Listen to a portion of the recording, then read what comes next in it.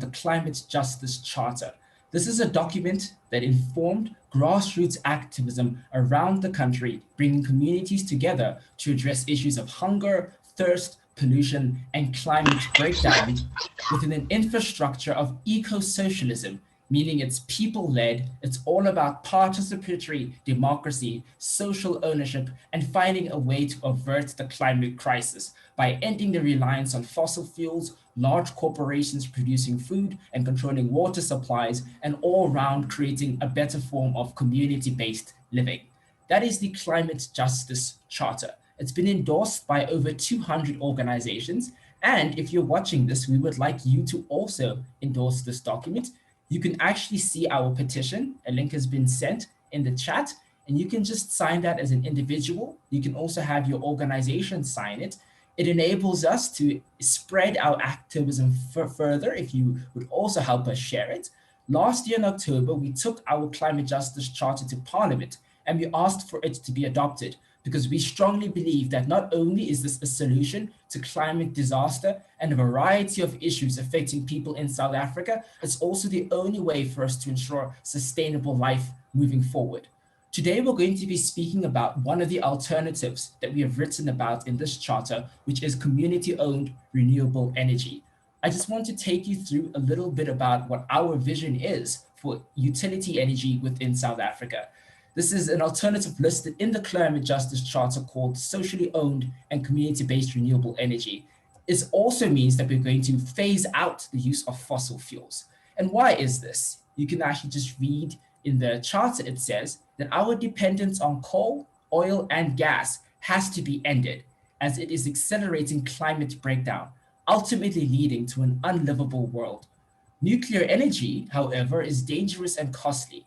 So instead, we will advance socially owned and community-based renewable energy systems, such as solar, wind, hydro, and tidal power, supported by participatory budgeting and incentives, such as feed-in tariffs for our workplaces, homes, and communities. Such energy technologies must be industrialized in South Africa using renewable energy. An efficient use of energy and technology will be crucial in this transition, which means divesting from fossil fuels, an end to fossil fuel subsidies, and an end to extraction, such as fracking, more coal mines, and offshore extraction. That is imperative.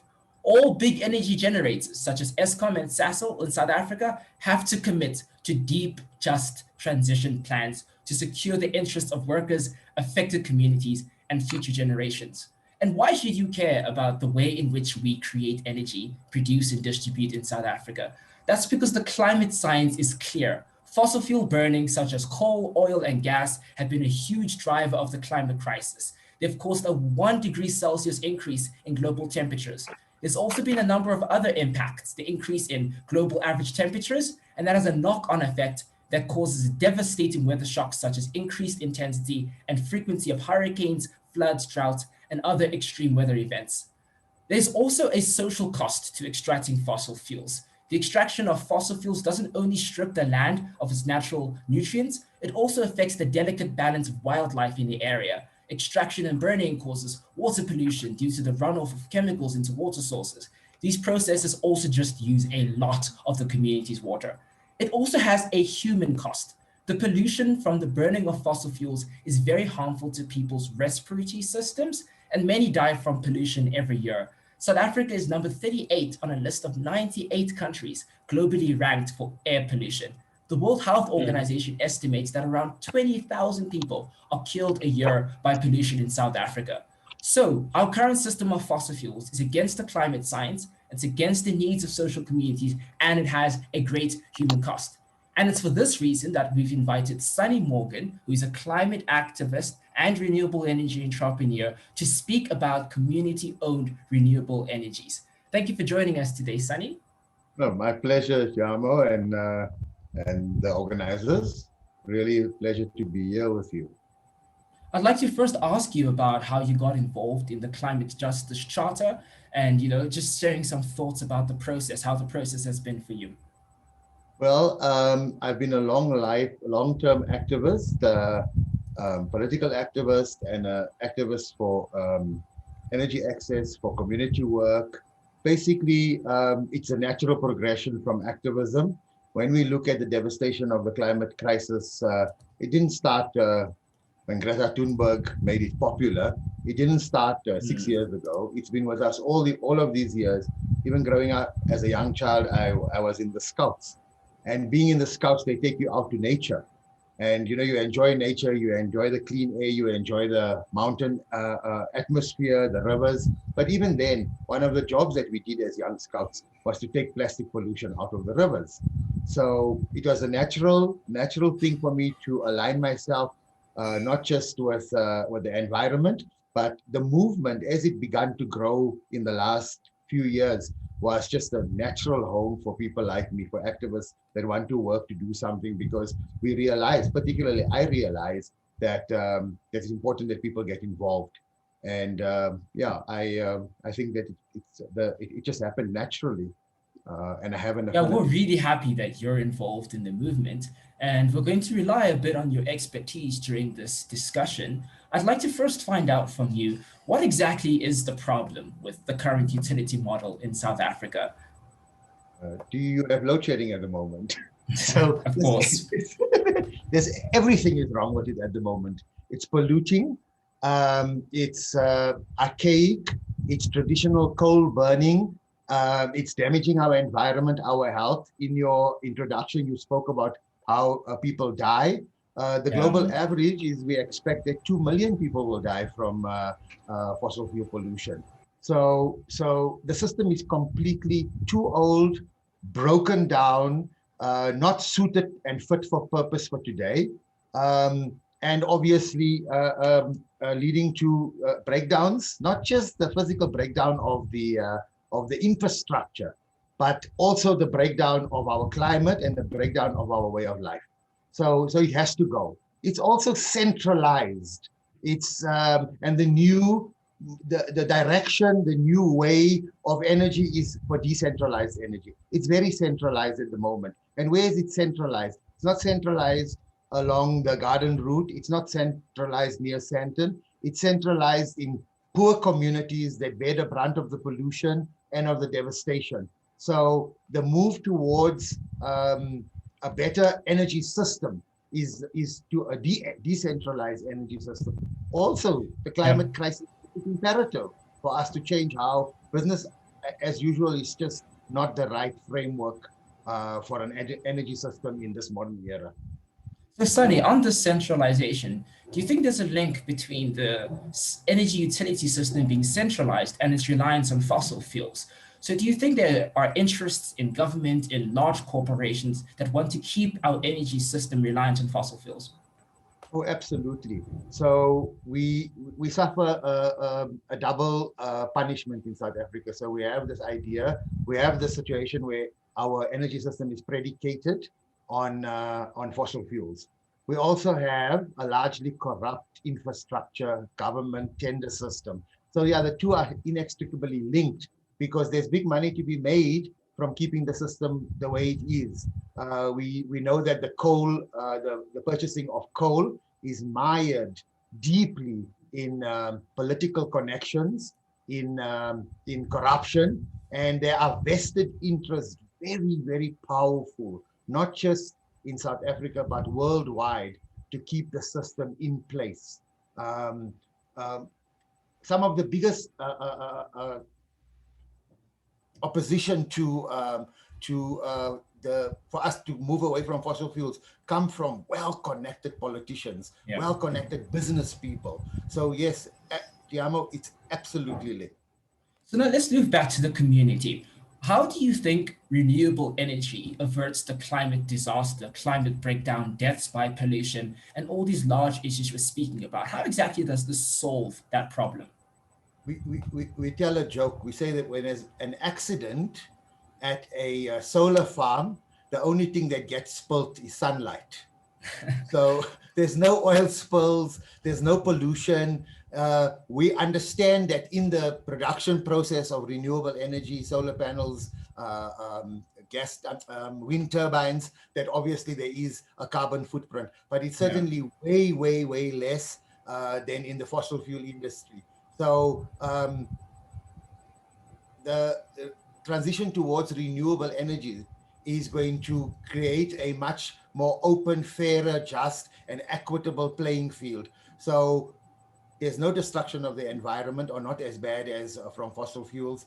The resource is inexhaustible. We have the sun shining somewhere, somewhere in the world all the time. The wind's blowing all the time. We have Yeah. lots of data and science to be able to predict it very, very accurately. So yes, that's the connection is obvious. And you mentioned something about it being more just and equitable. How do the poorest of South Africans also access community owned renewable energy? And how do we prevent large corporations from controlling a decentralized energy supply? Well, so that's the job of activists and civil society organizations, to make sure that we are on top of our game at all times, because this itself, the transition is noted by some economists as the largest economic opportunity on the planet, far bigger than anything that we've ever had before. So it's going to attract big capital. It's going to be it's going to be attracting the finance houses and all of those people who want to play a part in it. So activists must be alive to the challenge and be on their best behavior, very, very prepared at all times. But we must also make sure that we don't lose sight of the fact that the poor must be part of the solution, and we must make sure that they end up as the ultimate beneficiaries of renewable energy. Yes. It's a big challenge, Tshiamo. It's a major challenge, because what is happening at the moment, right, is that they are left out of the equation. So it's an election year, as you know, and it's very good when it's an election year because there's lots of free stuff floating around. So at the moment, the Department of Energy is giving out free home solar kits in certain areas. For instance, in the area in Limpopo and in the area around Tabazimbi at the moment, right? So they do get free a solar panel, 3 LED lights, and some stuff. But I say that's not enough. What we must do is we must involve those communities. We mustn't just give out handouts. I'm really, really glad that they're getting this free solar panel, and I'm really excited that they won't be burning their shacks down. But we need to be more scientific about it. We need to be more professional about it. So we need to begin talking to those communities. And I say, the real solution is to electrify those communities through renewable energy. The challenge actually is how do we bring them on board? We have a number of constraints. I see in your list of questions that will come up. You'll ask me some about that. But there are constraints, right? There are constraints, Tshiamo. It would be much easier if the playing field was leveled, and if there was more acceptance at the municipal level of the potential that renewable energy, and particularly solar, offers. But these vested interests that we talk about even are at that level. And because there's vested interests, they are gatekeepers to the process. And our job as activists and civil society entrepreneurs, social entrepreneurs, is to make sure that we find a way to access it. And I've been talking about this for years at different fora, and I have some views on how we achieve it, but it's an uphill battle.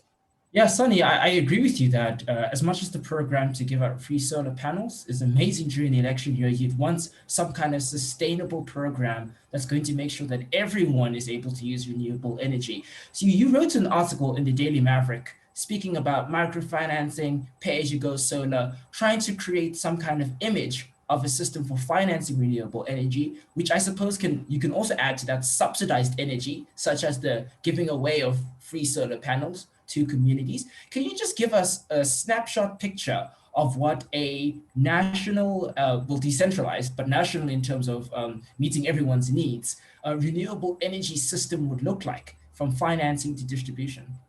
So the big issue around the financing is there aren't any models. Today I got a phone call from a friend who's also in the same industry, and he says, who finances renewable energy? Who finances home solar? Who finances the garages or the schools who want to transition? So it's very, very difficult. You have traditional loans, you have to take micro loans, you have traditional loans, you have to take the money out of your bond. No one's thinking creatively. Well, there's one organization called the Sun Exchange, and they have a perfect model, but we need more of that. What we need is we need to be thinking more innovative.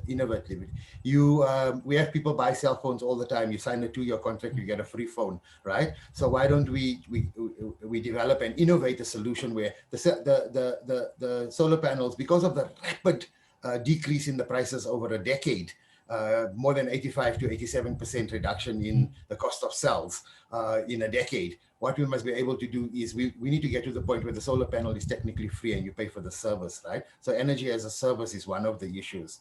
The pay-as-you-go model makes a lot of sense. It's very, very popular in the ECOWAS countries, in Uganda, in Tanzania, in Kenya. I'm not, and in South Africa, we have experience of pay-as-you-go, right? We buy prepaid electricity. We know the model, right? So why can't we develop a similar system here? I do have some challenges with the system because as an activist, I say the sun shines freely on everyone. Yeah. Why should some people, especially the poor, have to pay for a device? So really, I'm quite radical in the sense that I think the sun shines freely on everyone. So we must be able to make sure that the poor can access this. One of the ways to do it, right, is to involve them in the manufacturing process, right? So small home solar kits are relatively easy to manufacture. There's a factory in South Africa that makes it, that is a beneficiary of the DOE's rollout, right? There are very simple templates that we could teach communities, right? Just like we teach them how to do food gardens and how to harvest water. Yes, yes. We can teach them and use this as an opportunity for teaching and for learning in communities to roll out solar street lights, to roll out LED lights, and to run a whole program, because in this industry, I refer to as systems integrators. None of us are really inventors. We just bring components together and turn it into a solution.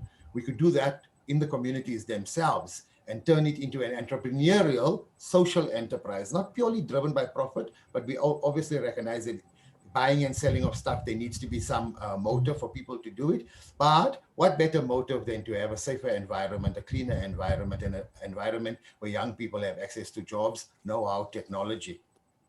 I like this idea of yours, Sunny, about getting communities involved in the actual manufacturing of the kind of technology that provides energy. It also doesn't rely too much on an overtly bureaucratic body like ESCOM or SASOL to first shift in order for us to start getting this rolling. Do you know of such projects like that in South Africa where communities are actually manufacturing renewable energy technologies? So I don't personally know of. In my research, I've come across a few. When I was doing some research to do a solar farm in the Beaufort West area and in the Priska area, I came across, so as part of the massive REAP programs, the big solar farms in round 1 and 2, communities, those investors needed to make sure that they were empowering certain communities. So in the Northern Cape, there was a initiative to build solar lights and to make solar related products. It, as far as I know now, no longer in existence, because that's one of the problems with the way that program rolled out. So you had foreign investors helicopter into a community, build their solar farm, leave with their profits, and have very little real sustainable development in the area. If this is done properly with communities first and foremost as part of the participants in the planning stage, in the execution stage, and fundamentally and most importantly in the ownership of the renewable energy facilities, then I think we're going to get buy-in from communities. So there are small little isolated incidents where people are trying to do stuff, but it's not in a coordinated fashion. As an activist myself, I'm trying to make sure that I get more information about this because I want to encourage communities to do it. I understand who the beneficiaries are. So, Sunny, on this more coordinated effort, I saw you wrote about cooperatives within your Daily Maverick article, and you've also been telling me a bit about that in this conversation with regards to at least manufacturing these technologies. What kind of changes do we need in legislation? Is there anything we would need to do to make this idea of cooperatives producing renewable energy viable in South Africa?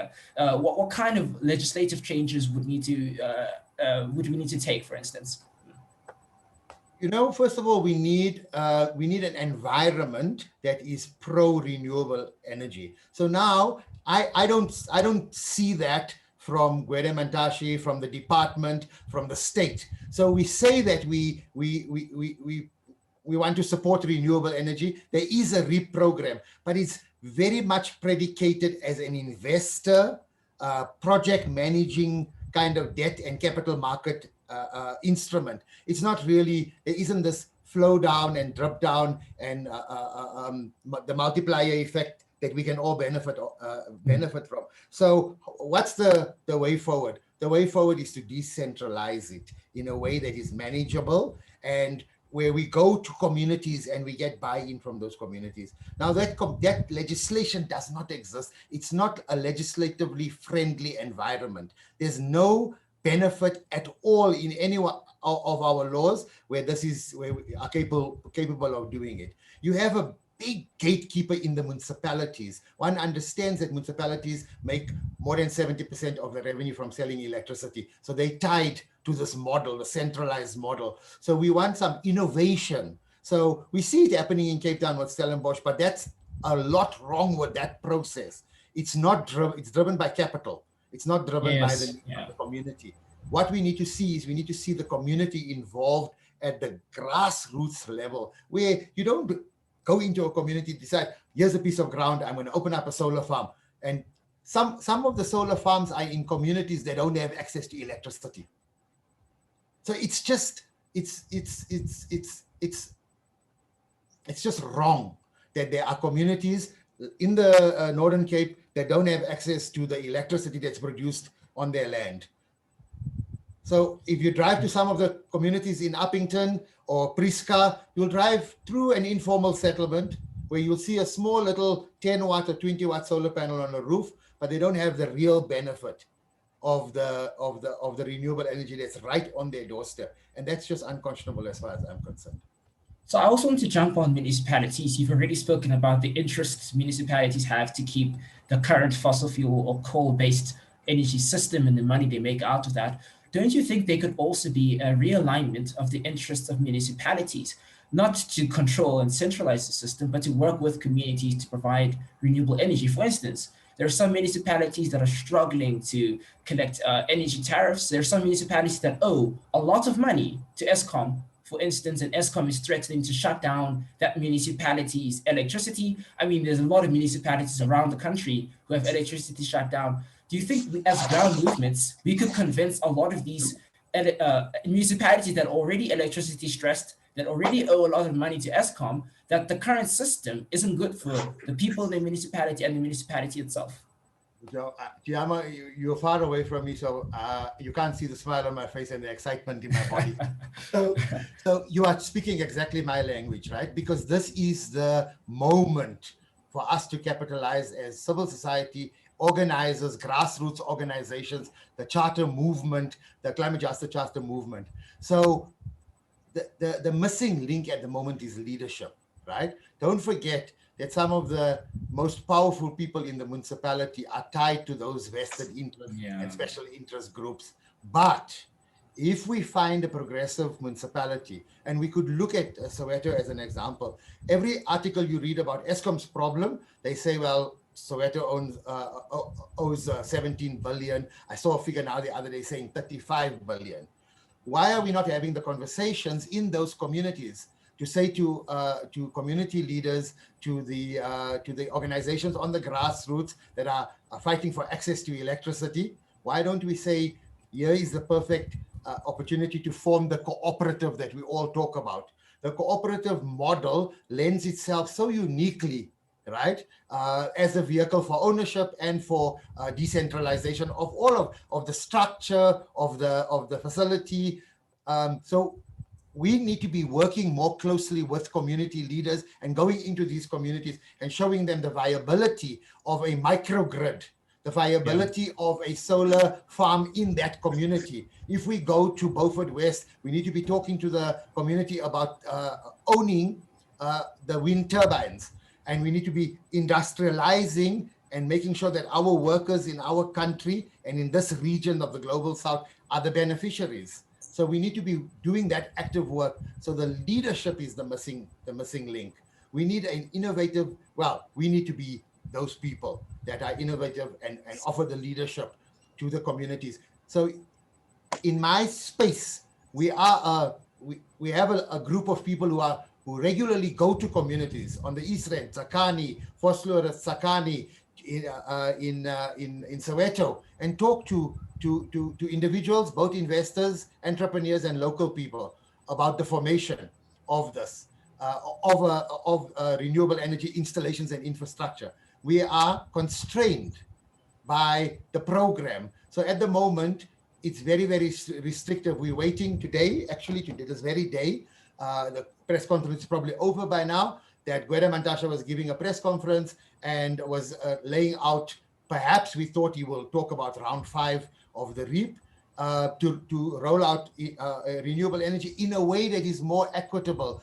There was a space for small operators, community-owned operators in the small IPP, but they did it as almost as if it was tokenism. It's not real. So the opportunity exists. We need to make sure that we create the vehicle, and the vehicle is missing at the moment. The only way you can build infrastructure and utility-size renewable energy power plants, or in fact any kind of energy plant, is by the invitation of the Department of Energy through their REAP program. We need to fight aggressively for there to be a community angle to that program, or that program must be replaced with something that's community-owned renewable energy friendly, and it's not there. That's the missing link. So it sounds like the Department of Energy is actually a massive obstacle right now. I'm going to ask you a question on that in a moment. I just like everyone who's joined in the webinar, if it's been streamed on Facebook, just drop a comment in the Facebook of the video. You can also drop a comment here on Zoom, and we're going to ask your questions directly to Sunny. Any kind of question you have on community-owned renewable energy, and most importantly, how we can get to a South Africa that no longer relies on fossil fuels, just drop that question and we're going to ask Sunny. So Sunny, you've said that a massive barrier, a massive obstacle to, large-scale, decentralized renewable energy systems in like a sound scientific manner that cares about the community and involves the community is a barrier from the Department of Energy that suggests that such renewable energy systems can only be started with their permission.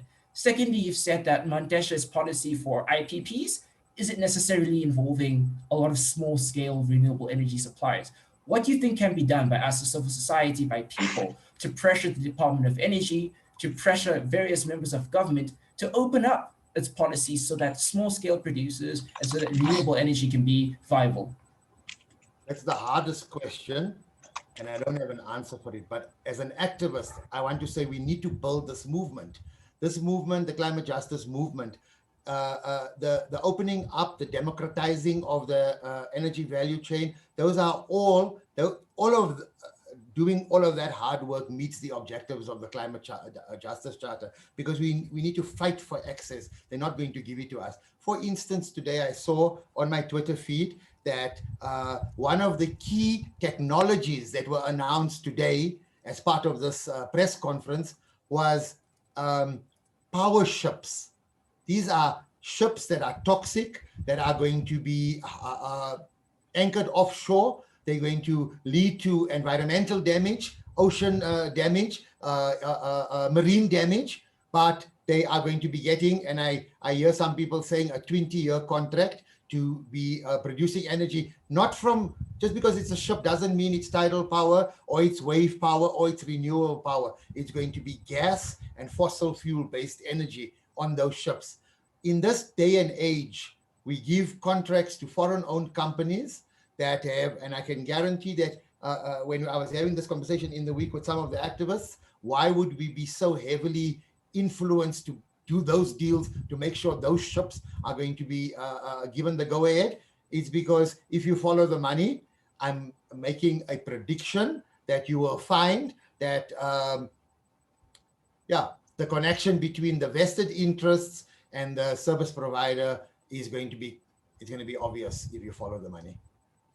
Is there not a So, way for us as people on the ground to force our way into a lot of these government decisions relating to IPPs, this power shift decision, to get it to stop, since it hasn't been implemented yet? I presume. Is it still well, in today planning was phases?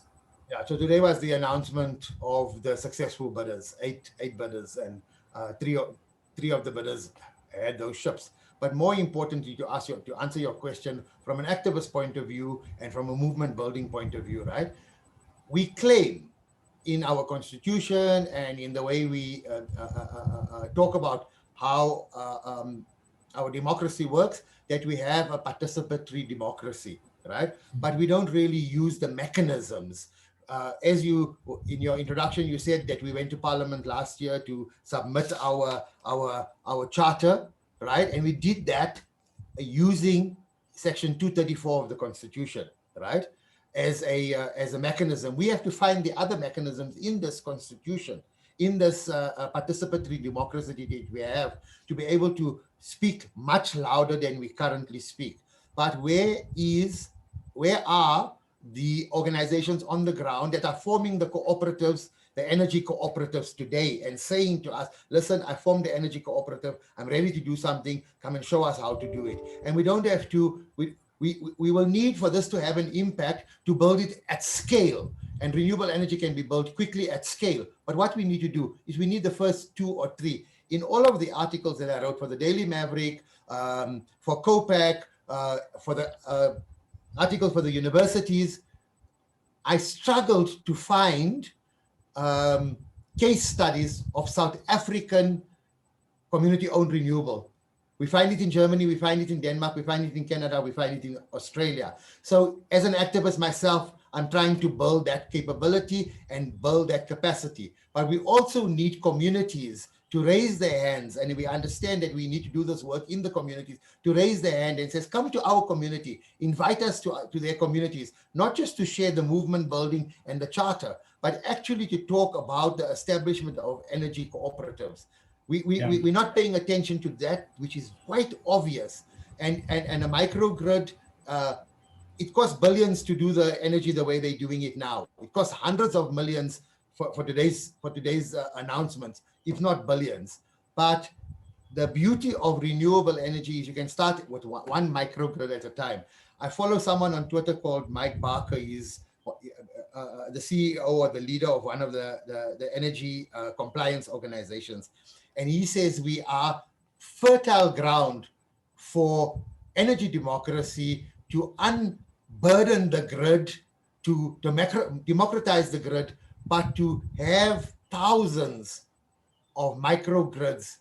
The analysis and the predictions is that microgrids will be one of the form factors that will replace the traditional centralized grid. And we can do that in any community. And because we have communities that struggle with energy access, we should be doing more work as activist civil society and as social entrepreneurs to solve that problem. We are missing the opportunity. And I ask this, and because communities can own part of the value chain, why are we not being invited, or why don't we invite ourselves to those communities? On that, communities owning part of the value chain, we've got a question from Janet, who says municipalities are now allowed to buy energy directly from independent power producers. How does this change the scenario for community-owned renewable energy? The Nelson Mandela Bay municipality has told us, I suppose Janet's group, that by July, our community cooperative in KwaZulu will be able to sell electricity to them. Do you think this is a viable model? Janet Yes, asks. absolutely. In fact, Janet invited me to speak to the activists from KwaZulu, and I traveled to that region about 2 years ago to talk about this. And yes, that is a perfect example. So first of all, not all municipalities are doing that. There's only a few of them that are making the invites. And this is the key, that this is the lever that we needed. When the municipality says to the community, listen, we are prepared to buy energy from independent power producers. What we must do is we must make sure that large-scale investors, capitalists, and the banking fraternity don't jump at that opportunity. What we must do is we must organize that community into that cooperative, and they must partner with organizations and with activists and with social entrepreneurs to go and build that facility. I'm going to wait after this webinar for Janet to send me the invite. Well, we'll be excited for that as well. I want to move on to a question by Malik, who says, it sounds like the answers for how the question on the just energy transition exist. But a question that gets posed to me as an activist, critical of our current energy system, is around jobs. The coal sector employs around 400,000 people, and I get asked, what happens to these people? It's a question I feel is unfair to place on activists, but one that I'm also looking for an answer. Do you have any ideas on how to best create a retraining and entry program for those who lose their jobs after that transition away from coal? Absolutely fantastic. Good question, Malik. So here's so we first of all start from the premise that no one gets left behind. So if we talk about the deep, just energy transition, then it means we are cognizant that people in the coal belt, in the areas that are dependent on those jobs, some towns, if you take away the coal or the power station, the town will die. We need to be cognizant of that, and we mustn't be arrogant in how we offer our solutions. So that's the first thing, to be deeply compassionate that people will lose their jobs. What we must be able to do is we must be able to push for retraining, if it's possible. We must be able to push and identify through organizations that have, like the AIDC and the unions, that have already a decade ago wrote literature and papers on 1 million green jobs. We need to be making sure that that's just not written down somewhere, that we pay serious attention to it, and we do the reskilling. So I say to people, I get asked that question all the time as a solar installer, right? But I employ solar installers. I employ a driver who drives the solar panels around. There are people who make the solar panels. We don't have a big manufacturing sector in South Africa. We need to push for the industrialization of those green jobs. So at the moment, we maybe one solar panel manufacturer struggling to maintain itself in KwaZulu-Natal, assembly plants around the country that didn't get support from government and folded, inverter manufacturers that just up and left because they didn't get support from government, and very, very sadly, businesses that built themselves up to make components for the wind turbines went to the wall. They became insolvent and bankrupt.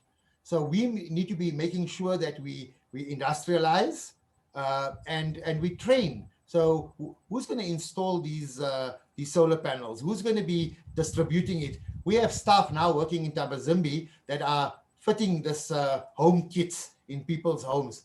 We must make sure that we train our people, we educate them, we make sure that they have access to the right tools, the right knowledge, and the right opportunity. So the transition is going to be hard because of this idea that so many people are in the coal value chain. 400,000 people is a lot of jobs. We as an industry, as civil society, and as the movement, we need to make sure that we bring those people along. There's no easy answers, Tshiamo. It's going to be hard, but the transition is going to happen. We need to make sure that we are compassionate to the people who are going to be struggling the most. And why? When we stop the coal-fired power stations in Mpumalanga, right, we must replace it with clean energy, clean infrastructure, and we must make sure that those young people who are part of the 30% unemployed get the jobs, work there. We mustn't import labor. We must make sure that we use the labor on the ground. It's not, there's no easy answer, Malik, but we have this challenge, but we also compassionate. We are cognizant and we are educated and informed that we know that that's going to be a challenge. We need all hands on deck to find the solutions. And some of it start at the grassroots. Others are being written about, dissertations and theses and being developed in universities, but there's also practical solutions. We need to make sure that we take, we must be aware that there's challenges, that people are going to lose their jobs, and we must bring them along, because we will do a huge disservice if we transition to this new renewable landscape and there's victims on the ground that we have not taken notice of. It will be unfair to them, and then it will not be the deep, just transition that we fight for. And Sunny, someone actually, Busisiwe has a very similar question. Busisiwe is asking, are there any community-based training centers in South Africa, like the Solar Energy Institute in Pauna, Colorado in the US? I suppose the question is also asking, can we not begin now with community-based training in South Africa? Does that already exist? How can we start that up? There are that kind of initiatives. There are solar training colleges almost in all provinces. The problem is, and I say this with some trepidation, it's again the usual suspects that spot an opportunity. They're not really interested in the sustainability. The CETA provides money to training academies, left, right, and center. So anyone with a training background, or with a little bit of a license, or with a PowerPoint, a laptop with a PowerPoint presentation can apply. So we need to do it a bit more from an activist point of view and a community-driven agenda. So we must encourage community organizations. I've been invited to numerous communities across the country to be able to talk about renewable energy, to give the climate talk, but also to show people how easy it is to install solar energy. I went to a community for Slurus about a year ago where they were going to get together and I was going to train them to be installers. This can happen. It's very, very easy. You must target the energy and water CETA, right? Because they get quite a bit of money from the skills development levy and from the payroll levy. So what we need to do is we need to make sure that that kind of initiative for training is done in the communities, and it's not just somebody in the newspaper somewhere offering a 2-day course for 15,000 Rand. And I imagine that the cooperatives that already exist, like in KwaZulu, can also start a community training center themselves. And you could merge this community-based cooperative with the training that Malik and Busisiwe are talking about. Absolutely. We need to, when we're doing that training, we must not just, we must talk about 3 things. We must talk about the climate crisis because it's first and foremost at the top of our agenda. We must talk about movement building and the climate justice starter and what it does. And then we must show them how to do the work of installing, of selling, of repairing. When I go into a community and an informal settlement to offer my products, I never go in there, parachute in there or helicopter in there. I first identify an individual that I think has an interest, is in that community, is a young person, he or she. They invite me to a talk. We show them some solar panels, and then we say, okay, organize yourselves into a little group. I'll come and teach you some stuff. And if you are interested, then we'll bring some products. You can sell those products. We see these initiatives in Kenya and in China and in rural India. We need to be able to make sure that we don't struggle to find examples in South Africa. We should all be able to cite an example of somebody who's installing solar in some community somewhere, either through the ownership model of cooperatives or as an initiative to create jobs and be self-sustaining and at the same time fight the climate crisis. Thank you, Sunny. So Florimond also has a question. Florimond says, we all know that many people are starting now to be more interested in solar energy, and we know that most of them are wanting it because of load shedding. My questions are, do you know the banks or more companies which are providing renewable energy financing? On my side, Florimond says, I only know one. Would you please share with us with a list if you have? Okay, I don't have a list, and in fact, I had a phone call from a friend of mine called Paul today, and he asked me, please give me a list of who's financing, who's doing finance for renewable energy. So because it is a product category on its own, right? Most of the funding comes from banks as personal loans, credit card financing, or as part of your bond. So I recognize this language is middle class language, right? Yeah. People who have bonds and all of that. So we and a group of friends are discussing the formation of a specific community bank / fund provider. There's money from the IFC, the International Finance Corporation, which is a division of the World Bank. There is intermediary finance that one can access, and there are funds at the bank that is looking for good returns. So it needs leadership, it needs innovation, it needs people like myself and a group of us that want to be able to put together a funding vehicle that is not as exploitative as some of the loan products from banks. We want to be able to find a way to be able to fund let's say a solar panel or a rooftop installation in a way that is fair and equitable, not just for the user, but for the owner of the asset, but also for the user of the energy. These discussions are taking place. You will see more and more of that develop over the next couple of maybe years. But at the moment, the opportunity is basically only bank finance and microfinance. It's not, we don't have the similar situations where we have like the Grameen Foundation or the Grameen Bank that operated out of Bangladesh and Pakistan and India that is now active in Kenya and Tanzania and Uganda. What we see them come up with, the pay-as-you-go model or innovation microfinance. So we basically don't say to somebody, as an example, I'm going to give you a 50,000 Rand loan. We say, no, I'm going to give you a 500 Rand loan. And what does a 500 Rand loan get you? Gets you a 20 watt panel, but maybe a 2,000 Rand loan will get you a 120 watt panel. So we find innovative systems to provide to them, finance it with microfinance. And that's a new finance sector that's taking off in the country. And I hope that more people will get interested in it, and perhaps we need to be in the market making process. At the moment, that does not exist. South Africa is way behind some of the innovations for funding of renewable energy, not just in places like New York. You would think it would be high finance, right? But it's community-owned renewable energy installations in New York is done by small communities in the Bronx, in Salem, in different areas, and in Brooklyn. Communities there get together and on a school roof build a community-owned renewable energy installation. The school where the kids, community kids go, get the benefit of lower school fees. They get a benefit of clean and reliable electricity. The school can do offer more services like computer classes, and then the community owns the investment. We don't have that mechanism here, and people like me are trying to build that mechanism. I'm sure there are these case studies you're mentioning of these schools, did they finance these projects from the community members, maybe the parents and owners of the school? Yes. How exactly do those? So is that the kind of microfinancing you're suggesting, that communities find a way to pull resources together to invest in community-owned renewable energy?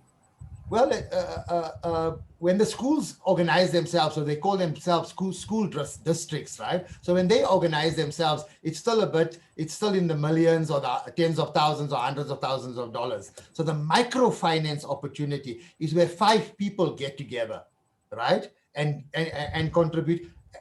We have this working model in South Africa. It's called the Stokvel movement, right? We know how the Stokvel movement works. I read at one stage there is in between 70 to 120 billion Rand tied up in the Stokvel movement in South Africa. I don't know how reliable the information is, but I know that it's in the billions. So in my paper on how to finance renewable energy, I speak about how we will be able to tap into it. There are impact funds that specifically gear themselves to fund projects that will have high social impact. So the initial impact funds in the country were all foreign-based, but now some local banks and finance individuals are putting money up for impact funds. But the money in the workers' pension funds, I mean, the workers are such a powerful sector in the country. So their pension funds, they need to be more aggressive in requesting that their funds and their money is used in socially renewable energy, or in fact for social benefit. The returns can match the returns we're getting now. When we look at the debacle of the PIC and how they are risking the workers' pensions, we need to be able to tap into that. So, but microfinance is a few individuals in a community getting together and saying, listen, we have an old age home in this area. They are struggling. They're always without electricity. Why don't we make some investment available? Let us take the return from that. So we have to experiment with it, Tshiamo. There's no silver bullet or magic wand that we can wave to give us the solutions. We have to experiment to get this right. And I think this, because it's single renewable energy installations, a small number of solar panels or a microgrid, it's much easier and it's much easier to execute and to scale. But also there is an interest from the financial sector to get in this. We must just be able to dictate the terms and not have the terms dictated to us.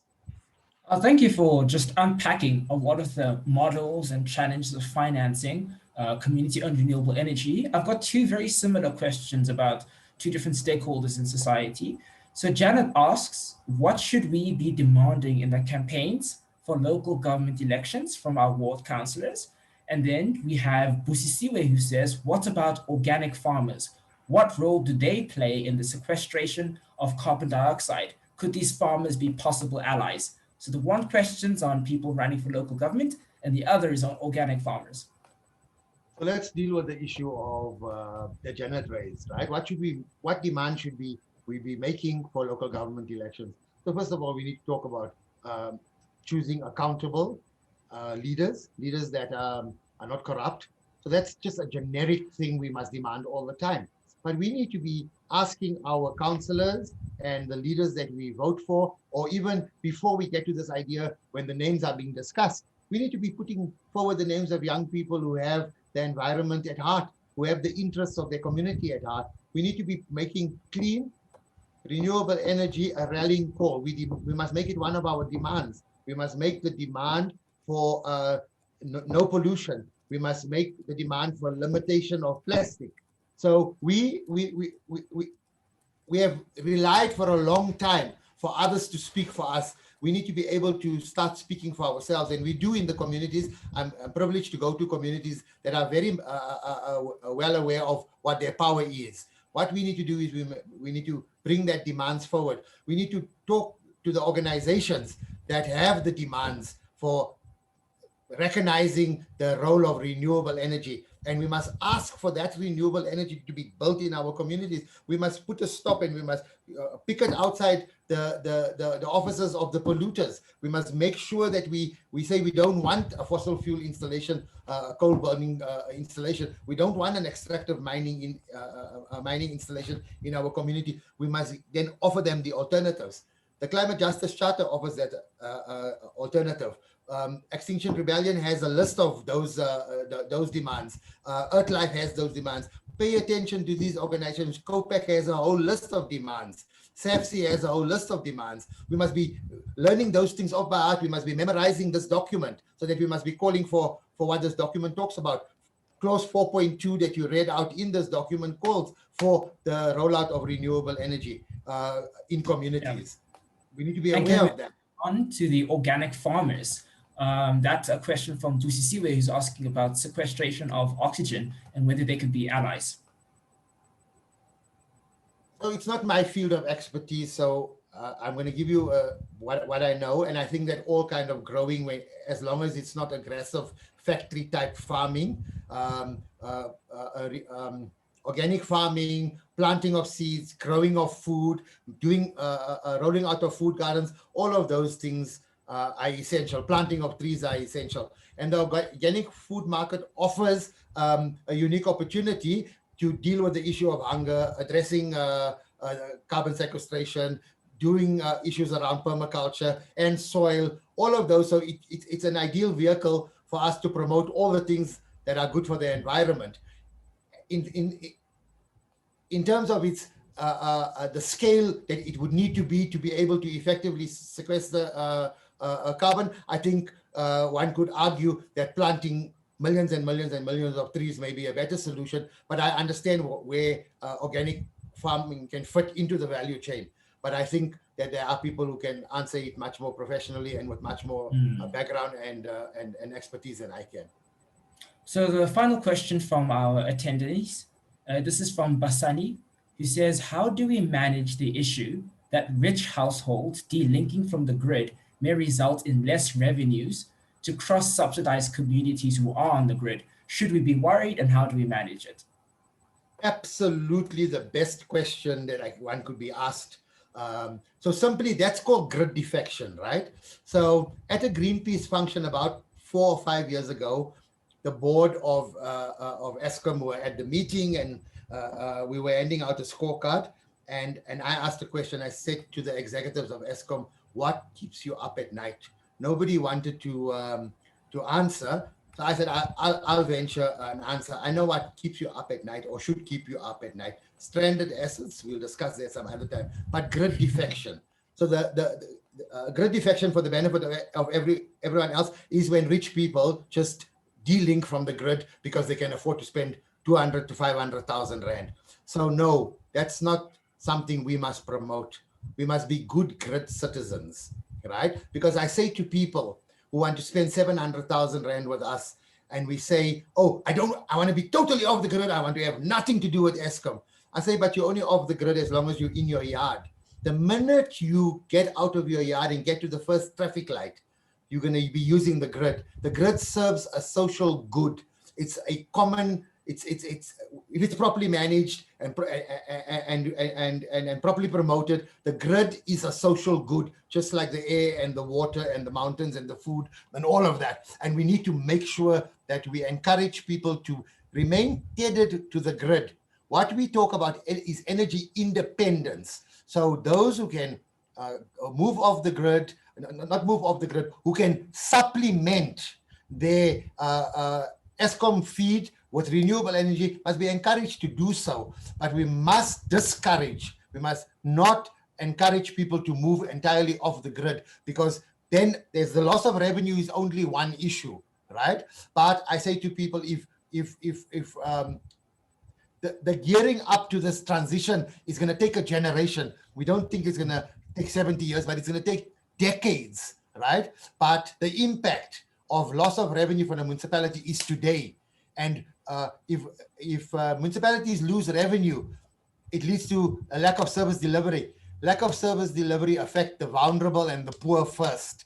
So we do ourselves a disservice when we encourage people to put solar panels and go off the grid, and then we're not, and I like to use this word, we're not compassionate about those who will suffer. That's part of our adherence to the just energy transition. That's also a component of it. So we must find a way that we encourage the rollout of renewable energy. So I don't want to talk about myself, but if I sell a solar installation to a rich person or a middle class person, then I make something for somebody that needs it, a gogo or someone else. So somebody benefits every time we get an order. We don't make it into a big hoo-ha, and I don't like taking pictures and all of that. But we need to encourage people who are in the industry not to lose sight of those who are vulnerable. So as much as the middle class and the rich support our businesses and support businesses in this value chain, and that's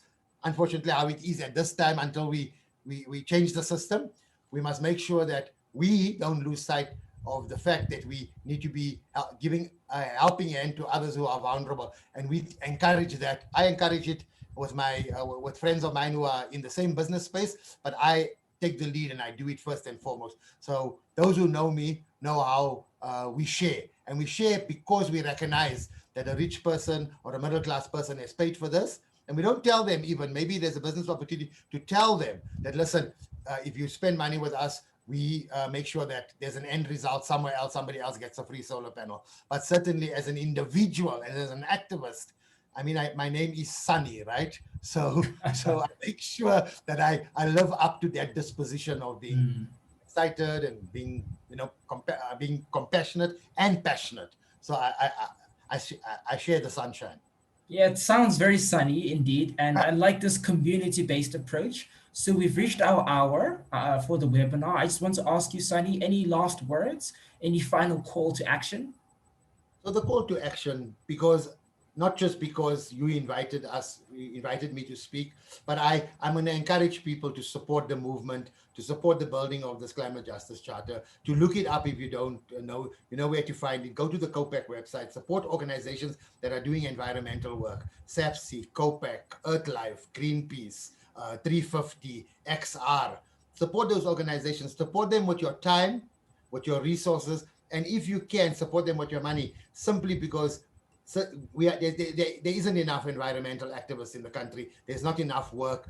Everybody on this webinar has some sort of interest. Share it with everybody. Talk about the climate crisis all the time, because it is, and I say these words so often, it poses the existential risk to our existence. We just, every matrix that you can find will point to this idea that we are going to lose this battle. In the nationally determined submissions to the next COP in Glasgow, if we just take, there's a lot of countries that haven't submitted, but of those that have submitted, we will only reach 1% reduction of our target. So we need to be more involved. We need to be more supportive of all the organizations, and start with this one here. Start with COPEC and SAFC and the climate justice movement. If you would like to get more involved, you can also just contact COPEC or SAFC. Their website's been posted with the link to the Climate Justice Charter. Their contact details are on there. You can also ask them to put you in touch with Sunny or any of the climate activists here who already formed community cooperatives. This is a very exciting opportunity. Thank you for joining us today, Sunny, to discuss community-owned renewable energy. Thank you. It was my pleasure to be here. And thank you to all the people who have attended this first webinar. Our next webinar is going to be in exactly 2 weeks from now. We'll be speaking about land reform. So that is going to be on the 1st of April. Oh, it's the Thursday 2 weeks from now. It's late at night for me to do my mathematics. We've got about 7 of these webinars upcoming within our series. All of them will be posted on the YouTube channel for COPAC SA, on Facebook, COPAC SA, and we will also be producing a podcast series, which will be available on all major podcast streaming sites, wherever you listen to your podcasts. So you can return to any of these discussions we've been having about the Climate Justice Charter. The Climate Justice Charter is about climate justice, it's about social justice, it's about intergenerational justice, and it's about international justice. Thank you, everyone. Forward to the Climate Justice Charter and a deep, just transition.